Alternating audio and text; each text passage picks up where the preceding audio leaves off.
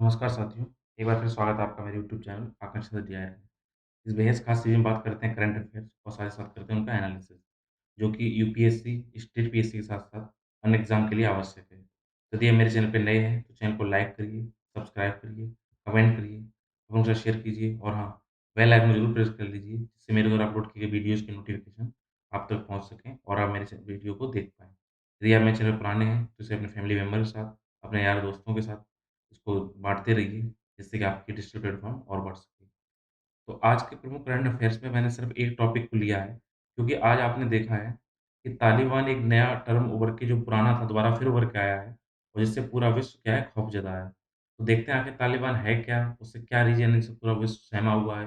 ख़ासकर तालिबान ने आपने अभी देखा ही होगा, वहाँ के एक मशहूर क्रिकेटर राशिद खान ने अपील की है कि देश पूरी दुनिया उनको अकेला ना छोड़े, उनका साथ दे। साथ ही साथ वहाँ के जो टीवी कलाकार हैं, उन्होंने भी जो महिला जो डायरेक्टर हैं, उन्होंने भी अपील की है ट्विटर पे, जिसको हमारे देश के अनुराग कश्यप जो डायरेक्टर नामी-गिरामी डायरेक्टर हैं, उन्होंने रीट्वीट किया था कि आप उनको सहयोग करें। तो आइए देखते हैं कि आखिर तालिबान है क्या?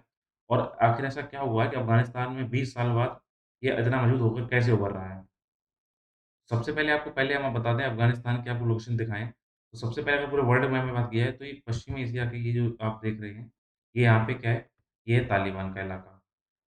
सॉरी ये अफ़गानिस्तान और अफ़गानिस्तान का पूरा मैप देखेंगे, तो पूरा वो ये रहा यहाँ पे, ठीक है?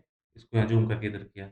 इसके पड़ोसी देखूँ देश को देखें तो अफ़गानिस्तान की राजधानी वो है काबुल और उसके पड़ोसी में देखें तो ऊपर से आप उत्तर से देखिए तजाकिस्तान, उसके बाद उज़्बेकिस्तान, उसके बाद तुर्कमेनिस्तान, इसके पश्चिम में ईरान, इसके दक्षिण में पूर्व में पाकिस्तान और बाकी यहाँ पे थोड़ा बॉर्डर लगता है चाइना का और उसके लगता है थोड़ा भारत का।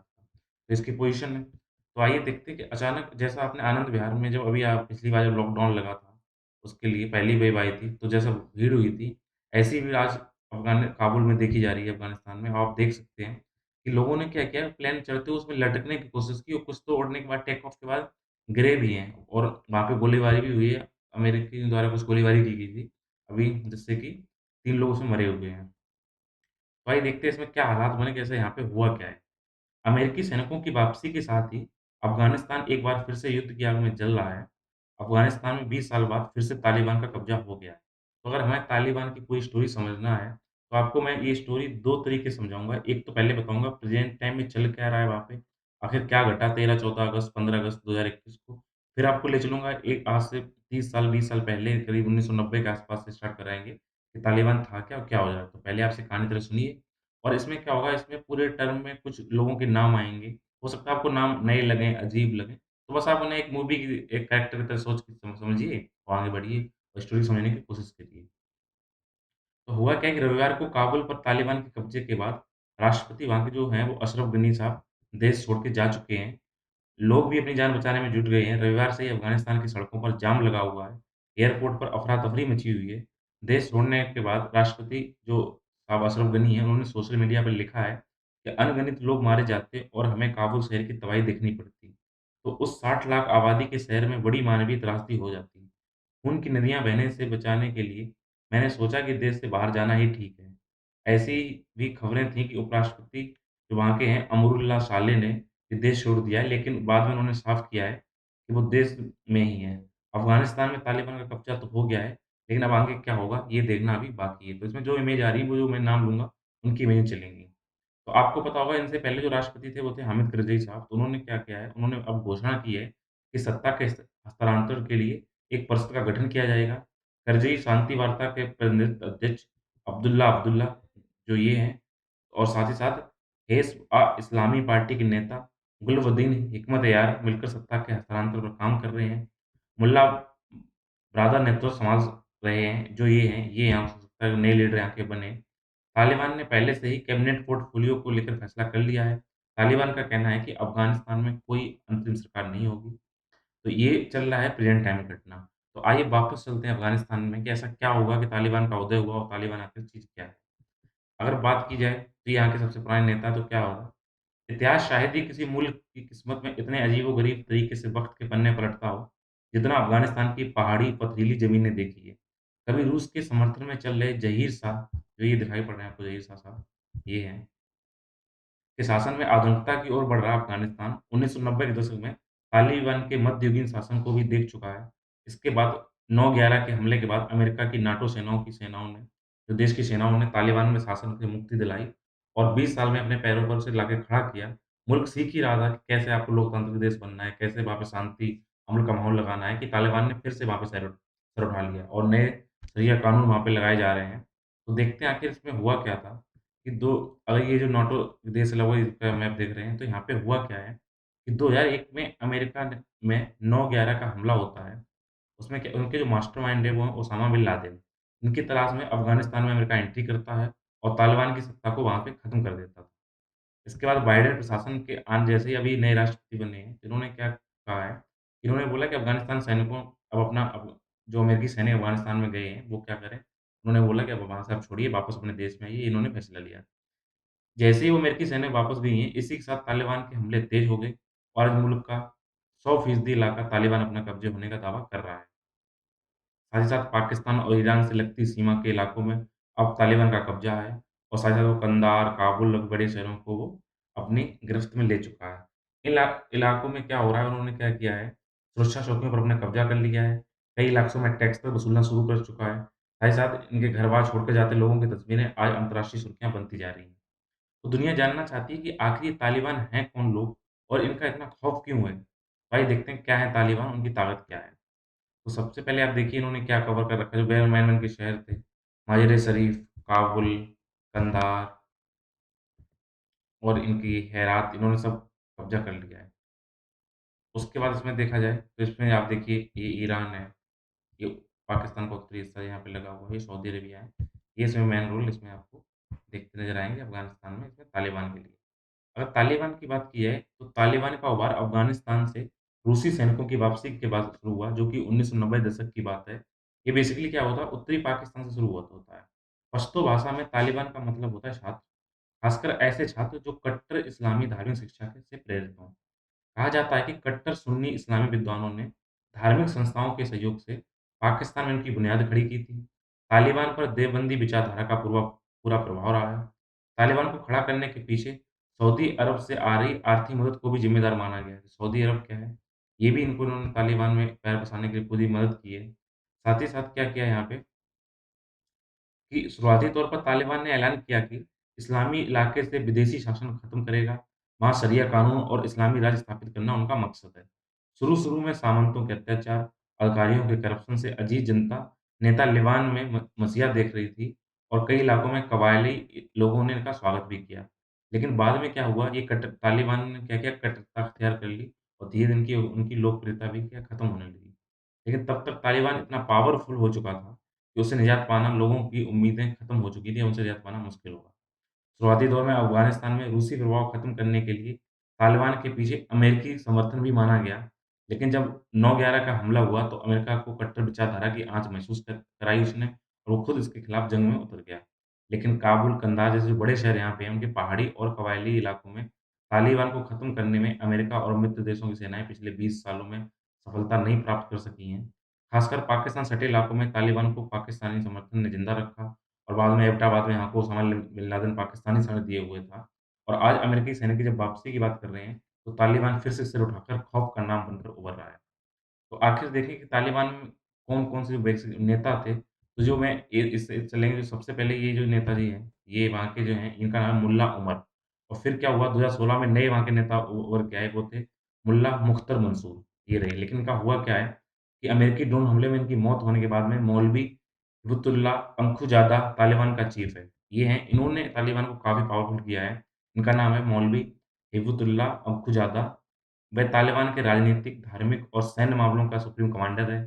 हिबतुल्लाह अंखुजादा कंधार में एक मदरसा चलाता था और तालिबान की जंगी कार्रवाई के हक में फतवे जारी करता था।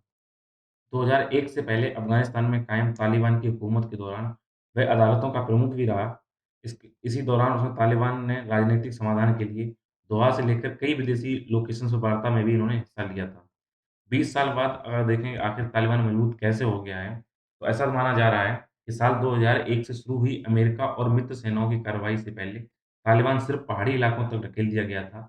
लेकिन 2012 में क्या किया, तालिबान ने नाटो बेस पर उनकी हमला किया, उसके बाद से तालिबान की मांग ने फिर जोर पकड़ा। अफ़गानिस्तान से अमेरिका की रुचि भी कम धीरे-धीरे होती गई। साथ ही साथ तालिबान को इससे मजबूती मिली, क्योंकि अमेरिका के कहीं न कहीं इसमें आर्थिक हानि तो हो ही रही थी।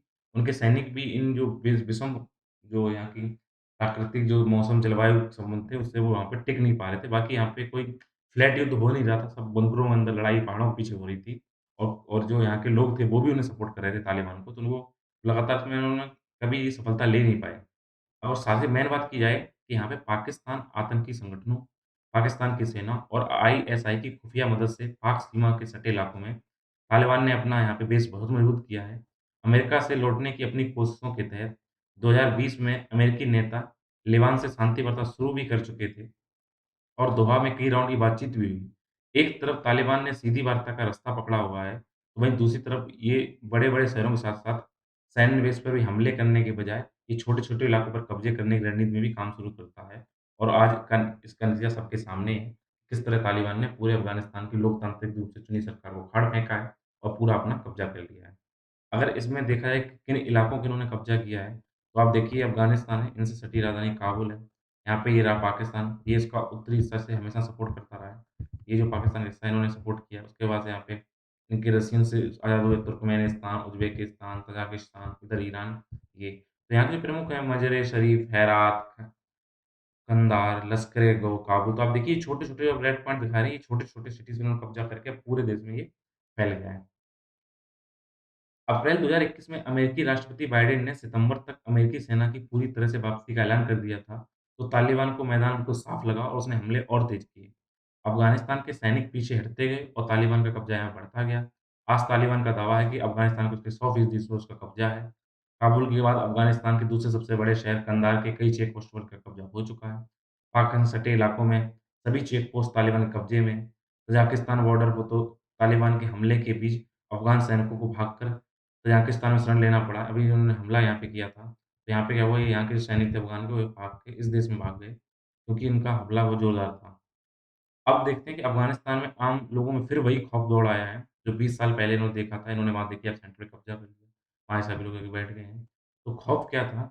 1998 में जब तालिबान ने अफ़गानिस्तान की राजधानी काबुल पर कब्ज़ा कर देश पे शासन शुरू किया, तो उन्होंने कई फरमान जारी किए और ये इन्होंने शरीयत के तहत कानून चलाए। इन्होंने क्या किया, पूरे देश में शरिया कानून लागू किया और ना मानने वालों को सरेआम सज़ा देना शुरू किया। हत्या, यौन अपराधों से जुड़े मामलों में आरोपियों की सड़क पर हत्या की जाने लगी। चोरी करने के आरोप में पकड़े गए लोगों के शरीर के अंग काटना, लोगों को कोड़े मारना जैसे नज़ारे सड़क पर आम हो गए। मर्दों को लंबी दाढ़ी रखना और महिलाओं को बुर्का पहनना और पूरा शरीर ढककर निकलना अनिवार्य कर दिया गया। घरों की खिड़कियों के शीशे काले रंग से रंगवा दिए गए। टीवी, संगीत, सिनेमा पर वहाँ बैन कर दिया गया। 10 साल से अधिक उम्र की लड़कियों के स्कूल जाने पर रोक लगा दी गई। और तो और वहाँ पे जो बामियान के बुद्ध के जो ऐतिहासिक मूर्ति है, आप देखिए ये वहाँ का पहले का नज़ारा है और ये वहाँ पे तोड़ने के बाद का नज़ारा है, तो यहाँ पे क्या किया गया, ये बुद्ध की ऐतिहासिक मूर्ति को तोड़कर तालिबान ने धार्मिक कट्टरता का भी दुनिया में अपना रूप दिखाया। तालिबान के शासन को मान्यता देने वाले विश्व में केवल 3 देश थे, जिसे मान्यता दे रहे थे। एक तो ये सऊदी अरब था, दूसरा था यूएई और तीसरा था हमारा पड़ोसी देश, ये पाकिस्तान। तो ये 3 देशों ने अब अफ़गानिस्तान को पूरा सपोर्ट दिया। कौन-सा था? पाकिस्तान, यूएई और साथ ही साथ कौन से? Saudi Arabia. अगर बात करें अफ़गान और तालिबान की सैन्य ताकतों की अगर तुलना की जाए, तो अफ़गानिस्तान में आज लगभग साढ़े 3 से 7 लाख सैनिक हैं। तालिबान के पास तो केवल 17,000 हैं। एयर फ़ोर्स की बात की जाए तो अफ़गानिस्तान के पास 167 विमान हैं, जबकि तालिबान के पास कोई विमान नहीं है। अगर कि फंडिंग की बात की जाए, लगभग अफ़गानिस्तान का फंड 5.5 बिलियन है, जबकि तालिबान का फंड केवल 1.6 बिलियन है। लेकिन इतना होने के अलावा भी अगर इतना सब कुछ है, तो ऐसा क्या रीज़न है कि तालिबान यहाँ पे लगातार मजबूत होता जा रहा है? तो यहाँ पे बात क्या है, इन सारे दावों के बावजूद कई ऐसे फैक्ट हैं, जो ज़मीनी स्तर पर तालिबान को मजबूत साबित कर रहे हैं। मेन रीज़न क्या है कि तालिबान का जो मैन पावर सोर्स है, वो कबायली इलाकों में बसे कबीलों और उनके लड़ाके हैं। इसके अलावा कट्टर धार्मिक संस्थाएँ, मदरसे भी उनके विचारों को सपोर्ट कर रहे हैं। लेकिन इन सबसे ज़्यादा पाकिस्तानी सेना और आईएसआई की सीक्रेट मदद तालिबान के लिए मददगार साबित हो रही है। अमेरिकी खुफिया आकलन की अगर बात की जाए तो उन्होंने बोला था कि ज़मीनी हालात को साफ करते हुए उन्होंने कहा था कि अमेरिकी सैनिकों की वापसी के 6 महीने के भीतर अफ़गानिस्तान सरकार का प्रभुत्व खत्म हो जाएगा और तालिबान का शासन आ सकता है। तो अभी शायद 2 महीने भी नहीं हुए हैं और इनका ये असर हमें देखने को मिला है। तो अगर आप देखिए अफ़गानिस्तान के चारों तरफ कौन से हैं देश हैं, मेन है यहाँ पे इंडिया, पाकिस्तान, फिर है चाइना, फिर थोड़े जैसे Kyrgyzstan, Tajikistan, Uzbekistan, Turkmenistan Iran है, यूएई है, ओमान है, सऊदी अरेबिया तो है ही, साथ-साथ इसमें यूएसए भी है। तो ऊपर साइड में रशिया भी है। तो अभी हाल में बात की जा रही है कि अमेरिका, रूस, चीन, पाकिस्तान और भारत की क्या-क्या भूमिका होगी तालिबान के साथ, क्या नज़ारे होंगे? तो उनकी अगर बात की जाए तो अफ़गानिस्तान को लेकर अंतर्राष्ट्रीय रुख काफ़ी असमंजस वाला है। अमेरिका और मित्र देशों की सेनाएँ वहाँ से वापस लौट चुकी हैं और ये देश अब केवल अफ़गान समस्या के राजनीतिक हल पर बयानबाज़ी कर रहे हैं। रूस तालिबान को लेकर बहुत स्पष्ट नहीं है। अमेरिकी प्रभुत्व जो वहाँ की उनका पावर था, प्रभुत्व था उनका, वो ख़त्म करने के लिए तालिबान के उभार के लिए जहाँ रूस खुश है, वहीं इनके पड़ोस के तजाकिस्तान, उज़्बेकिस्तान जैसे रूसी प्रभाव वाले देशों के लिए खतरे के रूप में भी वे तालिबान को देख रहे हैं और जल्दी इलाके में सैन्य अभ्यास करने की तैयारी में भी लगे ऐसा लग रहा है। पाकिस्तान तालिबान के पीछे है और ऐसे में चीन को भी तालिबान शासन में अफ़गानिस्तान के प्रभाव बढ़ने की संभावना नज़र आती है। भारत की स्थिति ऐसे में काफ़ी संवेदनशील हो चुकी है। भारत पिछले 20 सालों में अरबों डॉलर अफ़गानिस्तान के विकास में निवेश कर चुका है। चाहे स्कूल की बात की जाए, अस्पताल की बात की जाए, बिजली गैस संयंत्रों की बात की जाए, उनकी सरकारी इमारतों की बात की जाए, भारत ने वहाँ पे काफ़ी रुपया खर्च किया है। तालिबान शासन आने से ये सब खतरे में पड़ जाएगा। अफ़गानिस्तान भारत में मदद की आस रखे हुए है, लेकिन अफ़गानिस्तान सीधे हम घुस नहीं सकते हैं, तो तालिबान जब कब्ज़ा कर लिया, तो अभी अगर हम भारत में देखें, हमने मज़ार-ए-शरीफ पे वहाँ पे काम किया है। सलमा डैम हमने वहाँ पे बनाया है। इसके अलावा काबुल में, गजनी में एक रिंग रोड का हमने बनाया है, जो कंधार से होकर निकल रहा है। उसके अलावा क्या है, हेरात में भी हमने क्या किया है, दिलाराम हाईवे हमने बनाया, उसके बाद हमने चवार पोर्ट का यहाँ पे विकास किया, तो भारत का रुपया बहुत कुछ यहाँ पे लग चुका है। और भारत को लगा कि जब यहाँ लोकतांत्रिक रूप से चुनी सरकार आज उनकी कब आएगी, उनसे अच्छे सॉफ्ट पावर उनकी विकास होगा, तो एक बार फिर वहाँ पे तालिबान का कब्ज़ा भारत पे काफ़ी निराशा वाली बात है। तो आखिर देखते हैं भारत पर इसका असर होगा क्या? इस आपने पूरा स्टोरी समझ ली, प्रेज़ेंट टाइम में क्या सीन चल रहा है, तालिबान का उभार कैसे हुआ, आज तालिबान दोबारा पावर में कैसे आ गया, किन देशों ने मदद की है, क्या रीजन है वो इतना हाई-फाई हो रहे हैं, हाइपर हो रहे हैं। क्या है कि लोकतांत्रिक ना होकर वो ज़रा कट्टरता, इस्लामाबाद, जिहाद के नाम पर अपना पूरा कब्ज़ा किए जा रहे हैं। तो अब जब भारत ने यहाँ पे इतना इन्वेस्ट कर रखा है, तो आज जब वहाँ पे गैर लोकतांत्रिक सरकार बन गई है तालिबान की, तो भारत पे इसका असर क्या होगा? अफ़गानिस्तान में तालिबान के आने से उसके संबंध भारत से खराब हो सकते हैं। लेकिन इसमें जो आप देख रहे हैं, जो यहाँ के पूर्व राष्ट्रपति जो यहाँ पे हैं, हामिद करज़ई हैं और दूसरे हैं, डॉक्टर अब्दुल्ला अब्दुल्ला, तो ये पहले लोकतांत्रिक रूप से चुनी सरकारों में थे, तो इनसे भारत के संबंध रहे हैं। तो उम्मीद करना चाहिए कि हमारे रिश्ते थोड़े बेहतर रहेंगे। हालाँकि पाकिस्तान और तालिबान के जो रिश्ते हैं, वो हमसे कहीं अधिक मजबूत हैं, तो इस बात को भी नज़रअंदाज नहीं करना कर सकता है। भारत के संबंधों को लेकर जब ज़बीउल्लाह मुजाहिद से पूछा गया, जो यहाँ के एक नए एवी लीडर हैं, तो उन्होंने कहा है कि हम भारत समेत सभी देश के साथ अच्छे संबंध बनाए रखने की उम्मीद करते हैं। ऐसा लग रहा है कि तालिबान खुद को दुनिया के हिसाब से ढालने की कोशिश भी कर रहा है, लेकिन भारत को ऐसे देश की सरकार से तालमेल बिठाना होगा, जहाँ तालिबान का दबदबा होगा, साथ ही साथ जो ये गैर लोकतांत्रिक रूप से कट्टरवादी संगठन है। साथ-साथ इसमें चिंता वाली बात सबसे बड़ी बात क्या है कि एक तो इन्होंने अफ़गानिस्तान का निवेश कर रखा है, उसमें इनका क्या होगा? इसके अलावा आपको पता है कि चाइना और लगातार यहाँ पे क्या पाकिस्तान, ये अपना एक दोनों संगठन बना गठजोड़ बनाए हुए हैं। ये अफ़गानिस्तान में अधिक प्रभावशाली हैं बजाय भारत के। तो इसमें क्या होगा? हो सकता है अफ़गानिस्तान इन 2 देशों के पास ज़्यादा करीब जाए बजाय भारत के आने के।